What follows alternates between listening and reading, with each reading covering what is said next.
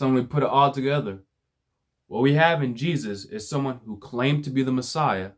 who came where the temple still stood, as was necessary, for Malachi 3, who came within the window, the specific window, the God's kingdom is supposed to come as ancient Israelites understood it in Daniel 2, someone who had an effect on his people and the priests, again, based on his teachings, from an Old Testament standard, ways we could see would have improved his society by adhering to his teachings because they're based on precepts of the Torah and the prophets that were often neglected. So not only the effect he would have in the specific regions he would minister to and his own people and to the restoration of the priesthood, which is predicted to happen before the temple was destroyed. Not only would we have that, the individual who would do all this would have a nationally recognized forerunner in John the Baptist, as is also predicted in Malachi, that the visitation of the temple has a forerunner who's going to pave that way. Not only would Jesus have all of these things, many of which outside of his natural control,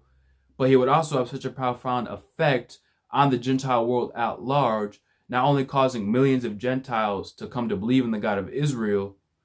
but causing their kings and their princes by nature to come and also believe in the same God. And the specific ways he would cause Gentiles to acknowledge God by coming to burn incense to God, just like the ancient Hebrews did, which Malachi also sees. So there's a lot of stuff we could put together that we could see Jesus did among his own people and for the world, the specific people he would reach among the Gentiles, the ways that the Gentiles would come to worship God, all of this stuff from the Hebraic root outward. We can see all this stuff in Jesus' favor. And just the fact that one ancient Israelite who had to come within a specific window, so that naturally lowers the candidate pool, because we're looking at a number of Israelites within a specific window to be the Messiah, if we take Daniel 2 and Daniel 9 at face value.